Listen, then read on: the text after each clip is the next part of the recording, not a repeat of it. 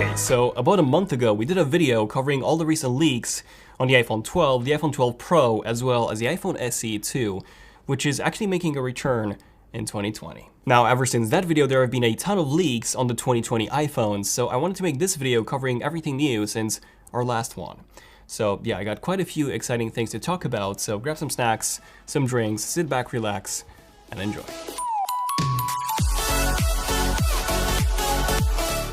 Okay, so for those of you who are not up to date when it comes to what Apple will be doing in 2020 regarding the iPhone, essentially they will launch not 2, not 3, not even 4, but actually 5 new models of the iPhone. The first one would be the iPhone SE 2, which has actually been renamed to the iPhone 9. We made a full video on this last week, so feel free to give it a watch for the full details on the upcoming iPhone 9.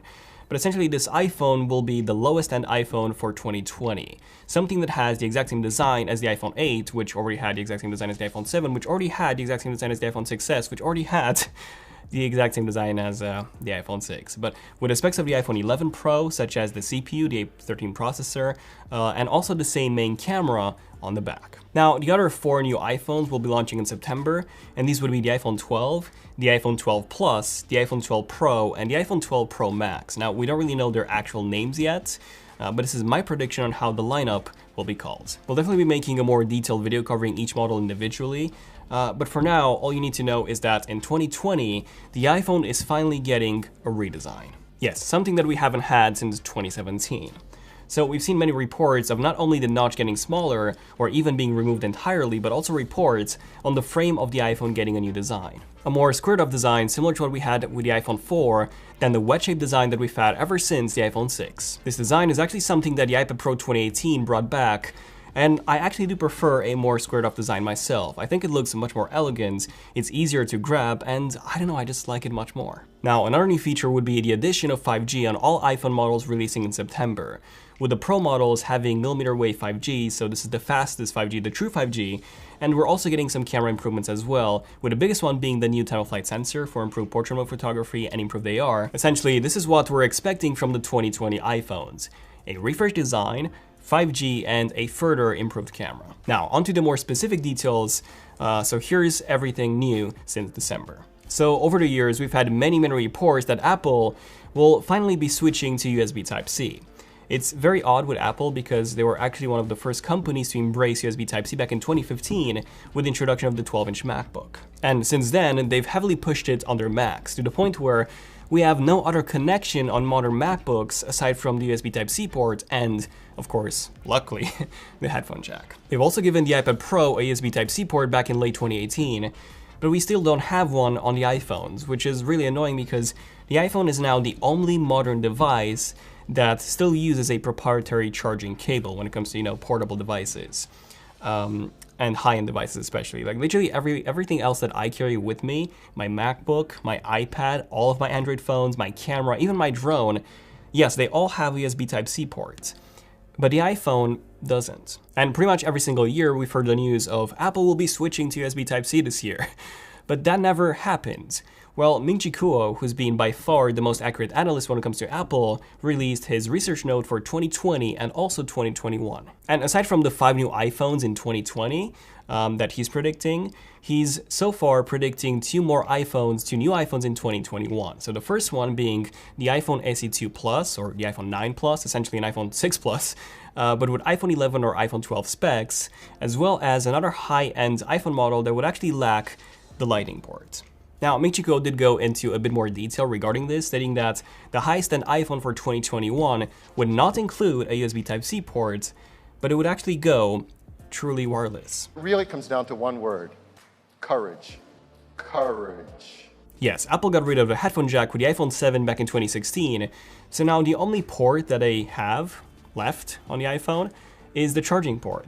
Like removing that, and we would have a single slab of metal with no openings aside from the speakers, which are already water sealed. So yeah, the upcoming 2021 iPhone should be significantly more water resistant than the already great 4-meter water resistance that we have on the iPhone 11 Pros. And then JP Morgan analysts claim that Apple will be moving towards a biannual iPhone release cycle starting 2020, meaning that in the spring of 2020 they will be releasing the low-end versions of the iPhone, while in the fall, they will be releasing the high-end models. And apparently Apple will be going forward with this approach in the upcoming years. And personally, I do believe that this is a great idea. Like companies like OnePlus, they do have a biannual release cycle as well, but unlike Apple, OnePlus releases a low-end and a high-end both at the same time. And they do this twice a year. Separating the low-end and the high-end in two separate parts of the year will give consumers a better idea of when it is the right time to upgrade.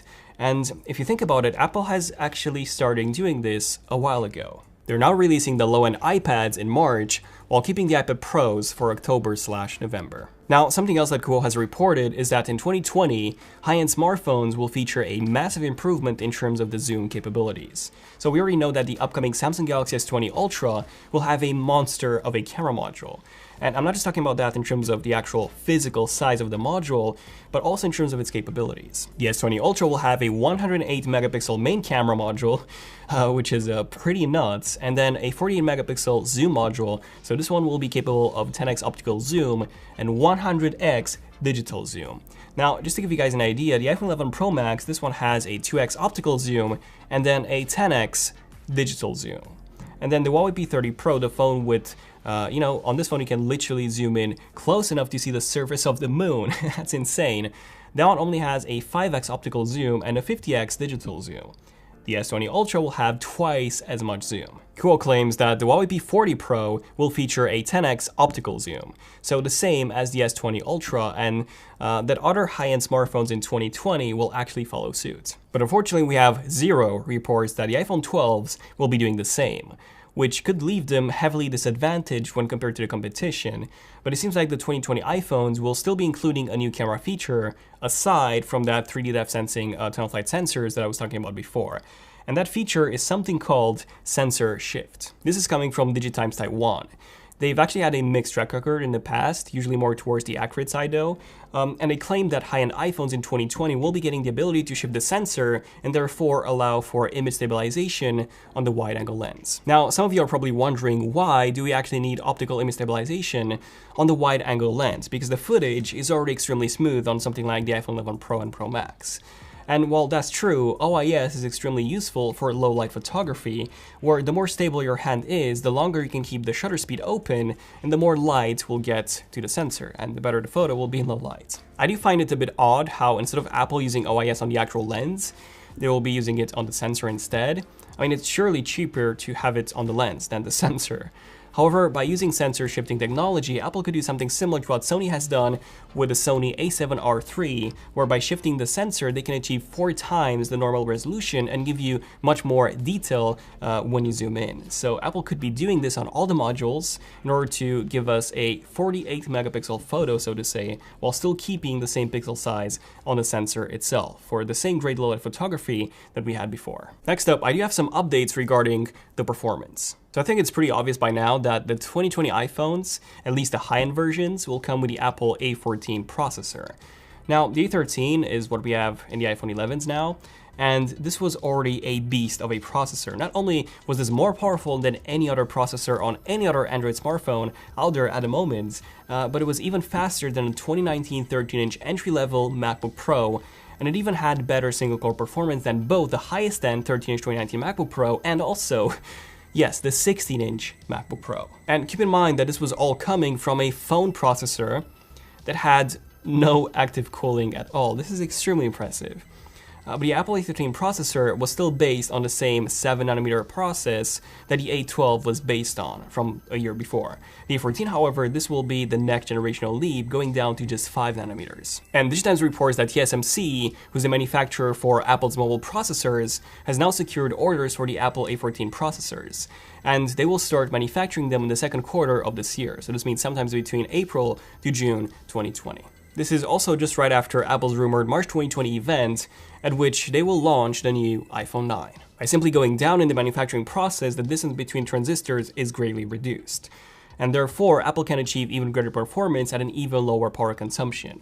And considering how big of a difference the Apple A13 processor made inside the iPhone 11s, and those also had a bigger battery, by the way, but the iPhone 11 Pros especially had an immense gain in battery performance compared to the iPhone XS's.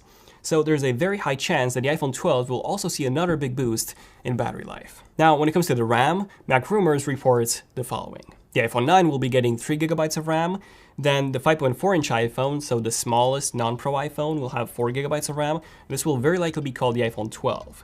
Then the 6.1-inch iPhone, the non-Pro iPhone, let's call this the iPhone 12 Plus for now, this will have 4GB of RAM. Then the second 6.1-inch iPhone, this time the iPhone 12 Pro, this will have 6GB of RAM. And then finally the largest 6.7-inch iPhone, the iPhone 12 Pro Max, that one will have also 6GB of RAM. And here's the thing.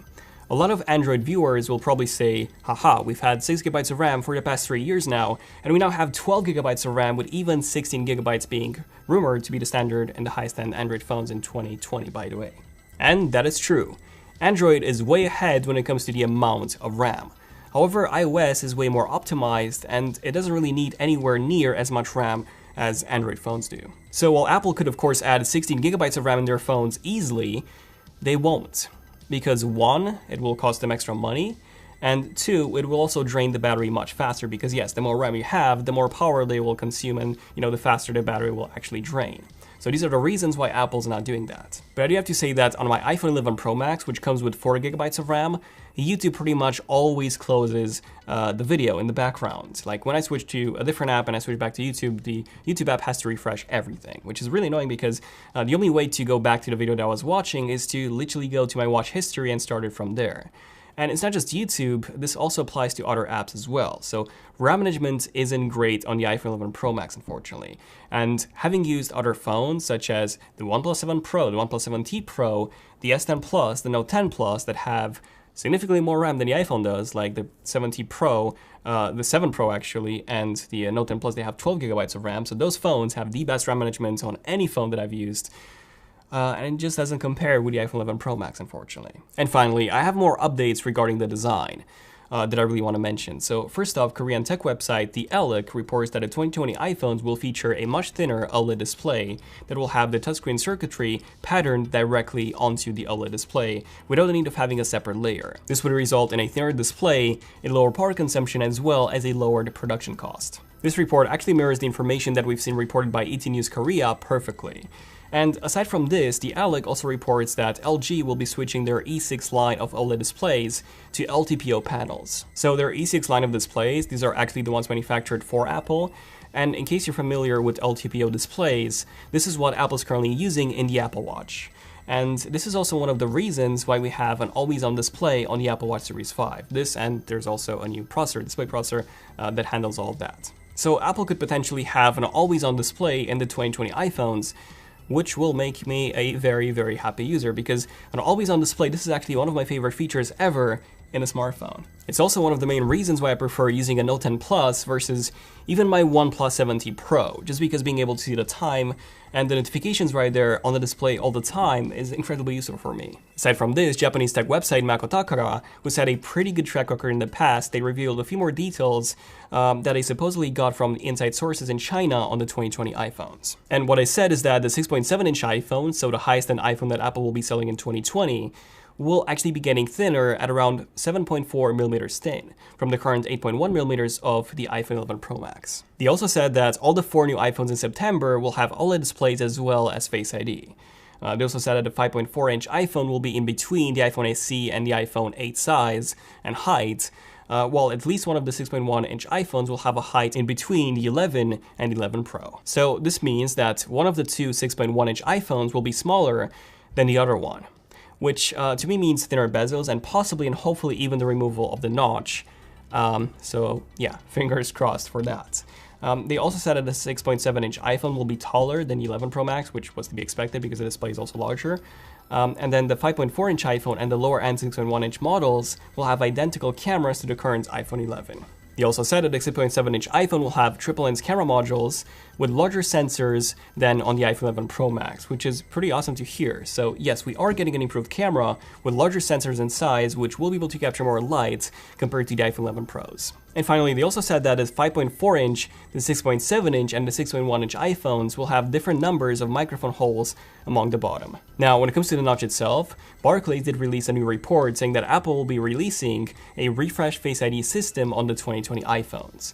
Now, they didn't really go into much detail, so we don't really know what this means. So at this point in time, we still don't know for sure if Apple will end up removing the notch entirely and switch back to Touch ID instead, only built into the display this time, or make the notch smaller, or just keep it the same size and just improve its accuracy. We've had mixed reports on all of these cases. But yeah, realistically, I really don't see Apple removing Face ID and the notch anytime soon. So I think in the best case scenario, they'll just make it smaller, and in the worst case scenario, it's just gonna be the same. And finally, Max Weinbach, he did share some details with Everything Apple Pro on what he believes to be a new color option for the iPhone 12 Pro. And according to Max, this will also come in a navy blue color, which could replace the midnight green finish that we currently have now. Personally, I absolutely love this shade of blue. I think it looks just gorgeous. Like, I always used navy blue leather cases for my iPhones, and I even got one for my MacBook Pro, not a case, but a sleeve, the same color. So who knows, maybe if Apple doesn't indeed release this color, I could switch to a blue iPhone, since, as some of you might know, I always get black phones. But I might make an exception this year. But yeah, let me know in the comments what do you guys think about everything that I covered in this video. Are you looking forward to the 2020 iPhones and especially that new design? Because even if we're not getting a smaller notch or, you know, no notch at all, we're at least getting that squared up frame, which to me is a pretty nice improvement. So yeah, let me know in the comments what you guys think about everything I talked about in this video, and definitely subscribe notifications if you want to see more Elite Numbers episodes like this one and more in-depth tech videos like this one hopefully was. So thank you for watching. I'm Daniel, and I'll see you guys in the next one. Son of Tech, signing out. Cheers.